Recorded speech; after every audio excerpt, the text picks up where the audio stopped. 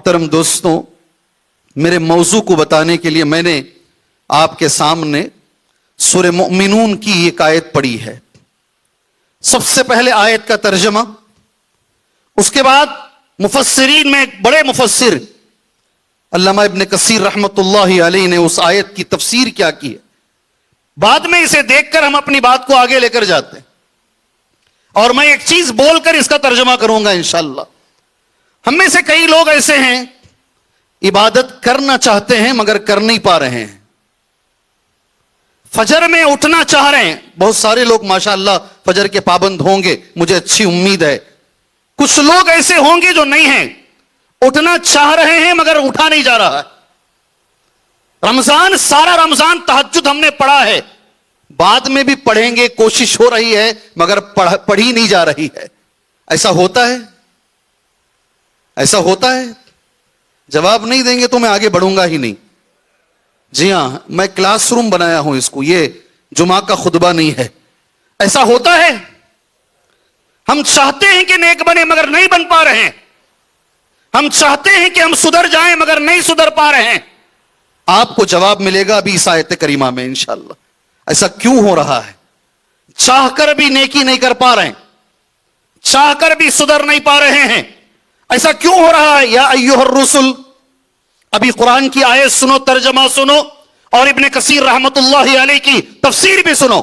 اے پیغمبروں، یا ایھا الرسل کلوا من الطیبات واعملوا صالحا، کلوا من الطیبات، پاکیزہ روزی کھاؤ، رزق حلال نہ میرا عنوان، رزق حلال کھاؤ، کلوا من الطیبات واعملوا صالحا، اور نیک عمل کرو، انی بما تعملون علیم، تم جو بھی عمل کر رہے ہو میں جانتا ہوں۔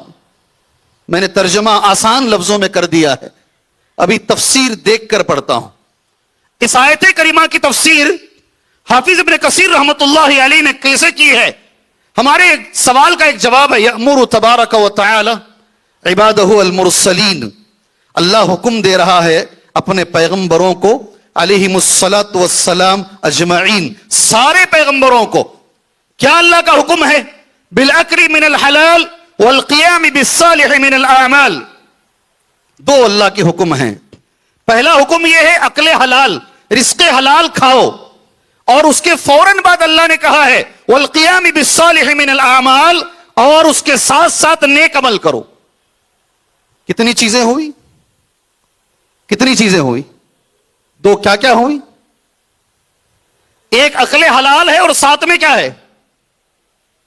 جی، عمل صالح ہے۔ ایک عقل حلال اور ساتھ میں عمل صالح ہے۔ اس کو بول کر ابن کثیر کہتے ہیں فدل هذا، یہ بات اس بات پر دلالت کرتی ہے علی ان الحلال عون علی العمل الصالح، کہ جو آدمی حلال کھاتا ہے اس کے لیے عمل صالح آسان ہے۔ جواب ملا بھائی؟ جواب ملا میرے بھائیوں؟ جو آدمی حلال کھاتا ہے، جو آدمی کا رزق حلال کا ہے، ابن کثیر کہتے ہیں رحمت اللہ علیہ، اس کے لیے نیک عمل آسان ہو جاتا ہے، اس کے لیے فجر میں اٹھنا آسان ہوتا ہے، اس کے لیے بچوں کو سدھارنا آسان ہوتا ہے، اس کے لیے دیگر امور آسان ہو جاتے ہیں۔